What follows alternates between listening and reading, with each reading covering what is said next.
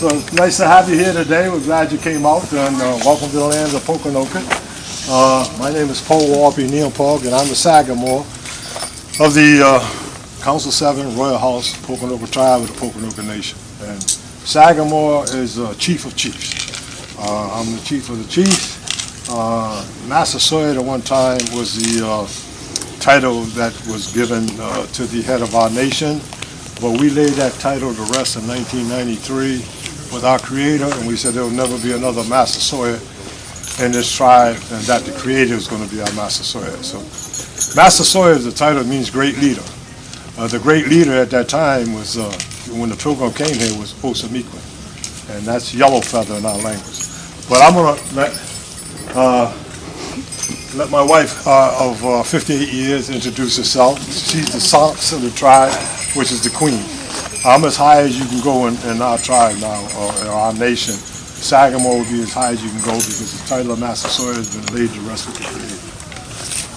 Hello, my name is Connis Buddis, and as he said, I am the Sonks of the tribe, and I would like to welcome all of you here. It's wonderful to see all of these smiling faces, beautiful day, and thank you all for coming. I'm Harry Hawk Edmonds, sachem of the Pokanoket Tribal Nation, and again I'd like to welcome you all here to the land of the Pokanoket. This is my brother Braveheart, my elder. He'd like to introduce himself. Pokanoket Wata, Braveheart. I had a bad heart, but I'm still here. It's still kicking. Nice to see you all. What I'd like to do, what I did with the last group, a lot of times I get asked, do you speak your language? And for those of you who don't know, after the King Philip's War of 1675, 1676, my ancestors were deprived from speaking their language. We had to assimilate in order to survive and adapt the ways of the settlers. So I took it upon myself to learn a sacred tobacco prayer in my language, the Algonquin, Nipmuc language that my ancestors spoke back in the day. Although we spoke different dialects, my people were able to understand and communicate with one another. So I'd like to offer this sacred tobacco prayer to you folks out here today. It's all about honor and respect, which is the native way, and it's somewhat lost. Respect is somewhat lost in today's world. And of course we have to get it back, and hopefully we will. So if I could have you remove your hats, I will offer this prayer in my language and also in the English language, so you've understood what I've said. It's a pretty language, and it's sad that it's taken from us, but we're getting it back. I will begin. Katantawit numagni awitamog. Aki numagni awitamog. Okamus nupashad numagni awitamog. Uchichi kiriasan nupawas numagni awitamog. Tupatni anawain. Numagni witamog ot you uk nashikaki. Wampanayu, Somanayu, Patanayu, Nanamayu, Tupatni anawain. Nuwachi, Wami, Nitam Pog, Neg Pamaninachig, Neg Pamampachig, Papanashimwag, Metakoshka Maskitosh, Nemosag, Aquitianamuk, We, Chi Ninamacheg, Atuk, Musk, Makoshim, Tanapasag, Sasaso, Wudagash, Katantuit, Numagni, Owitamog. Oho.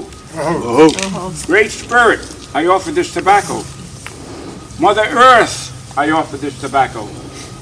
Grandmother Moon, I offer this tobacco. Grandfather Sun, I offer this tobacco. I thank you.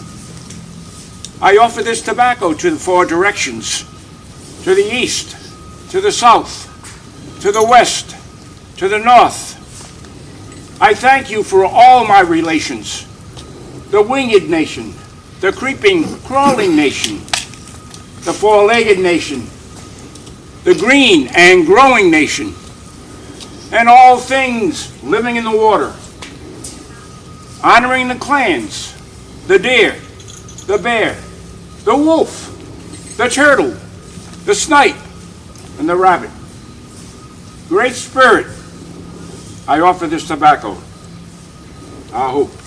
Thank you. Kabatni. Wudagash. Thank you, Sachem Hawk. Sachem Hawk is one of our sachems from Anawan's line. I'm the Sagamore, the chief of the chiefs, but he's from Anawan's line. That's my father's family. I'm also from Philip's line on my mother's side. Anawan was married to the Massasoit sister, and so that's still royal family. I also have a chief from Amy's line, who was Metacom's sister, and we have a chief from Quanaquina's line, and Quanaquina was the Massasoit's brother. As I said before, my name is Powalpi Neopog, and I'm the Sagamore of the tribe and nation, and I just want to tell you about the first recorded expeditions to lands within the Poconoke realm was by Miguel Cordeiro, the Portuguese captain, in 1502. And then in 1524, Verrazano came here, sailed into Narragansett Bay, and then Mount Hope Bay, when he recorded in his captain's log, a latitude of 41 degrees 40 north, which put him right parallel to the seat of the Massasoit. All right? And so they call us the seat of Metacom, but his dad sat in this seat also, Massasoit, who welcomed the pilgrim. His name was Osamequin. Osamequin is the title, Massasoit is the title that means great leader, and he was the great leader of the largest Indian nation in colonial America that we know of. There were over 60 tribe bands and clans in the nation at that time. Our territories are pretty vast. We went all the way up to New York State. Scotticook Falls, the side of the Hudson River. During the winter campaign of the King Philip War, that's where King Philip was, or Metacomet, was with Kanachet, who was the chief of the Narragansett. That was his cousin. All right. So basically, our territory that people know about, all the land going down to the Cape, this side, southeastern Mass.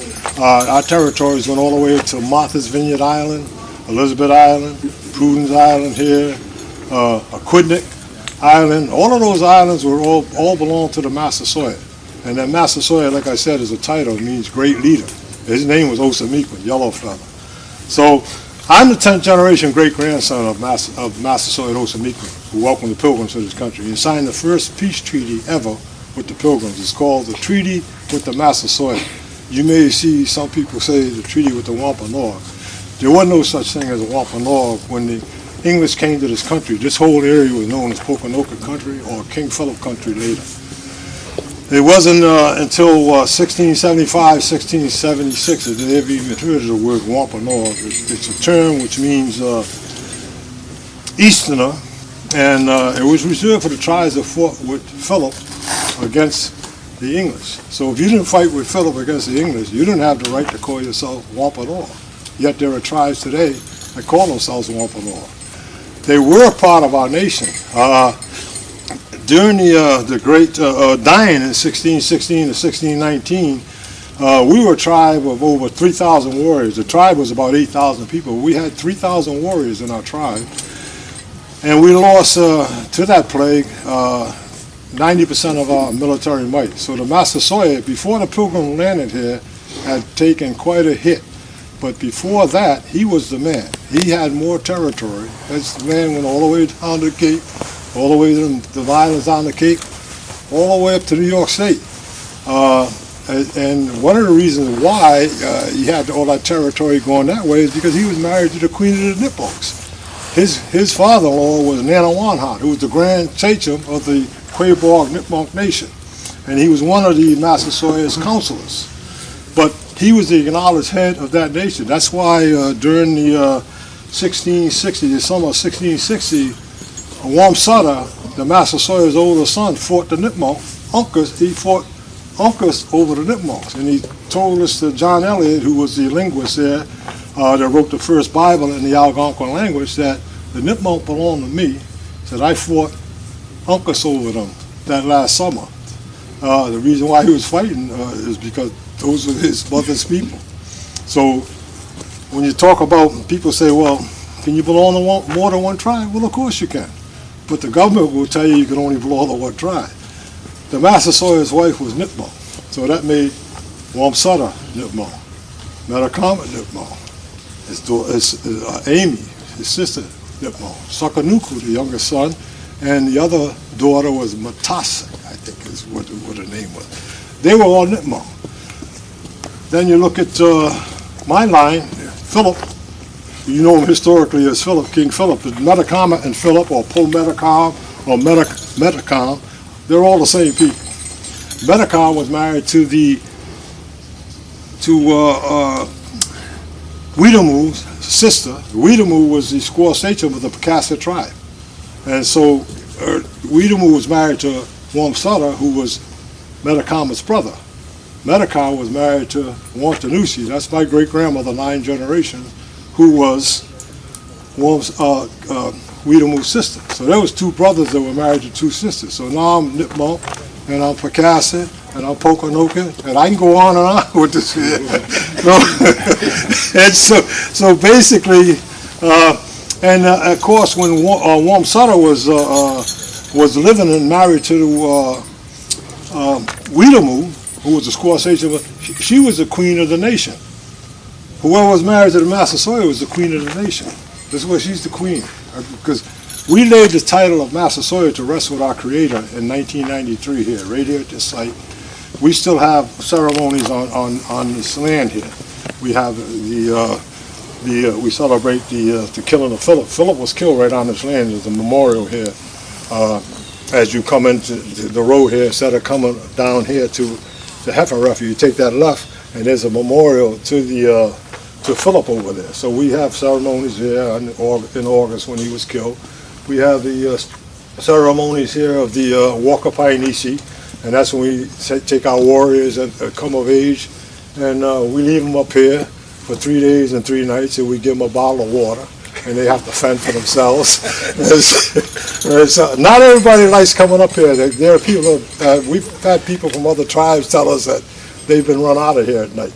All right, so they're not actually welcome by some of the spirits on this land here. I've never encountered that, but people that have come up here have told us that. So we also have the Three Sisters ceremony. We have a Strawberry Thanksgiving, which we celebrate every year. There are still things that we celebrate on this land here. So it's has a very spiritual connotation to us. As I said before, we talk about Patumtuk. This is what you call mountain. We call Patumtuk. The mountain here we call Patumtuk, which means in our language, look out of Poconoke.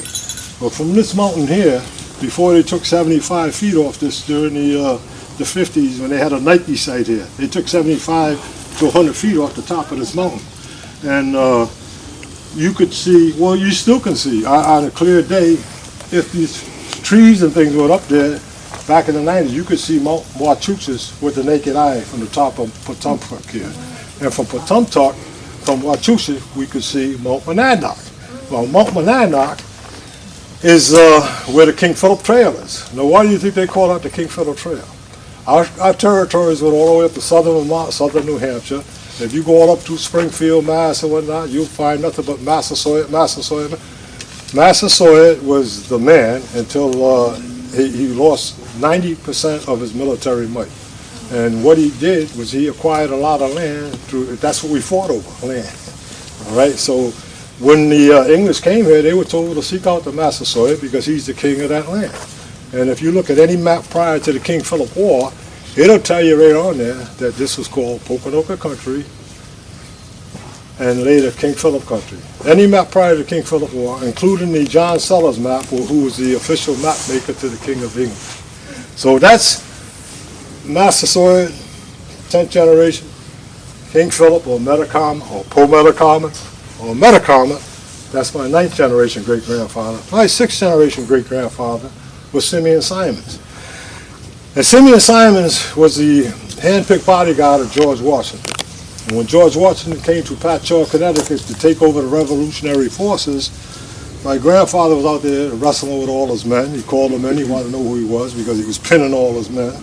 And he went that day when he and he became a Continental soldier. And he received a pension from the United States government as a Continental soldier, which was a higher pension than the regular Army. The only person that George Washington trusted to watch over him when he slept. And so that Indian you see in the boat with George Washington crossing the Delaware, that's my great-grandfather. There's only one Indian in the boat. His name is Simeon Simon. He's on the bicentennial. And the reason why I'm telling you about Simeon Simon, because that's King Philip, or Metacom. That's his great-grandson. That's his great-grandson. This is the bicentennial coin of the town of Griswold, Connecticut. Now, I didn't put Simeon Simons on here with George Washington, but here they are together riding horseback, side by side. This is 200 years celebration as a country, 1676 to 1976. And is it 200 years? Yeah. 1776, I'm sorry, that's 1776 to 1970. I knew I had 300 years in there. You have to forgive me. But this actually is the official bicentennial coin of the town of Griswold, and it says right on here, on the bottom, these two people riding horseback. One is George Washington, the other one is Simeon Simon. On the other side is the seal of Griswold, Connecticut. There's also a portrait of George Washington and Simeon Simon, which was in the Griswold Town Hall. And this is the portrait of my great-grandfather, 6 generations, with George Washington. And he received a pension. Like I say, he served under 2 captains and another officer with George Washington. They left. He stayed with George Washington. And then after the war, he went to live with George Washington for 2 years before coming back here to Griswold, Connecticut. So this is the history of Griswold. I didn't write this history. They wrote about it. These are Simeon's discharge papers. This is out of the National Archives in Washington, the Trust Fund Board. This is discharge and pension papers. I mean, this is all written in, I can't understand it, but it's page after page after page. And actually, my great-grandmother, Susie and Sarah Simons, she couldn't, they wouldn't give her the pension after he died. And he was in his 80s when he died. They claimed that he drowned. He drowned it, but we know that he was murdered. That's what it was, for his pension at that time. And we're not talking a lot of money by today's standards. So basically, the reason why I tell you about Simeon Simon, because that's my great-grandfather. That's George Washington's, King Philip's great-grandson. So that's part of my line. When I go up to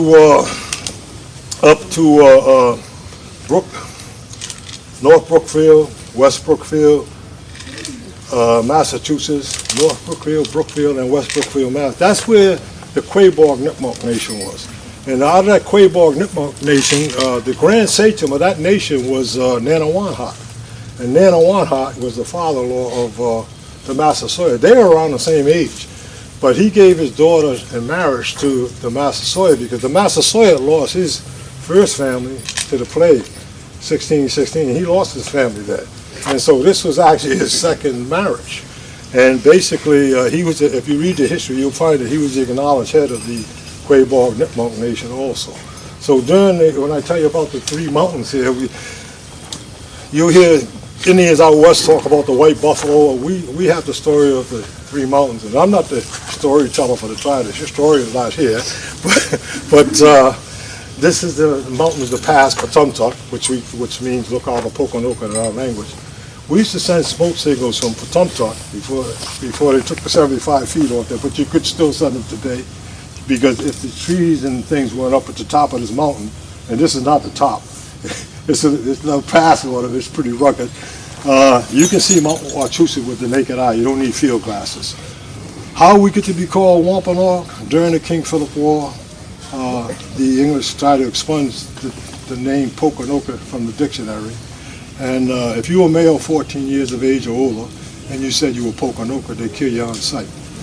In fact, in our family, I remember back in the 40s, a kid coming up and bragging about who I was, and I was called in the house because my parents feared for my life. Because I was telling them, I was descendant of King Philip. I could say I was Wampanoag, but I couldn't say I was Poconoke.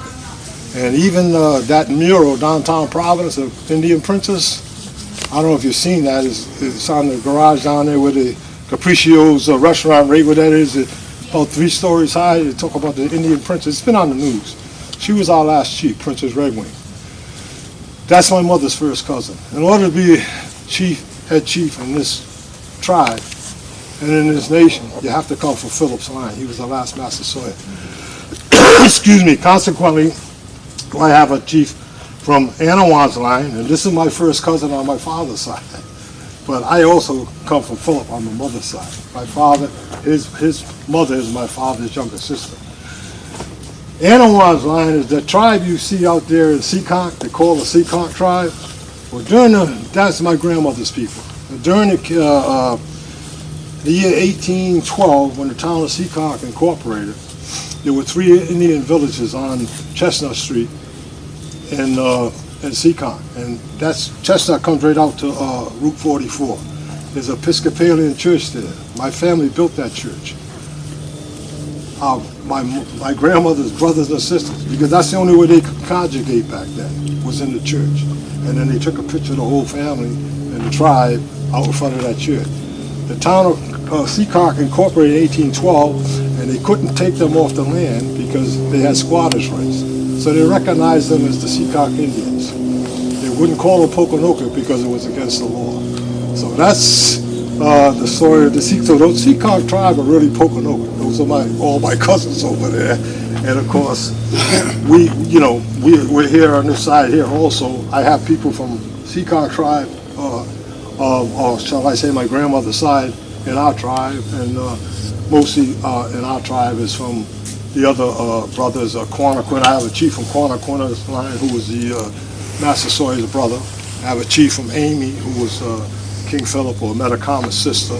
We have Anawan, and then we also have a chief of the Poconoket tribe, and she's down there at the Cove. And the reason being is because I'm Sagamore. I'm over the chiefs. And if anything happened to me, the head chief has to come from Philip's line. That was the last Massasoit. That's just a little history of our tribe. How much time we got? I think we do have to wrap up for those who are going to go back on. Okay, all right. I was going to show. Try to get by quickly, right? Yeah, okay. I was going to show some maps and things, but basically, that's a little history of our tribe. You can find out more about us. This here is a booklet that was put out by the students at Rogers University, and it's called the Poconoket, the people of the East Bay, first people of the East Bay. And basically, it's all about the Poconoket tribe and some of the things that were not told in history, but they were in history, hidden. Since you come through the era of the World Wide Web, they can't hide it anymore. They lied about the history, and a lot of tribes have taken our history because we are the people that welcomed the Pilgrims here. The Massasoit is the man that signed the first peace treaty ever with the colonists. And they call that the treaty with the Massasoit. It's not called the treaty with the Wampanoag because there were if according to the Massachusetts Archaeological Society, the first 50 years of encounters with the European, they never even heard of the word Wampanoag. It's not recorded anywhere. It was never spoken. And like I say, it was a term that they gave us during the King Philip War because they outlawed the word Poconoket. And so, yeah, that's it. That's all the time I got.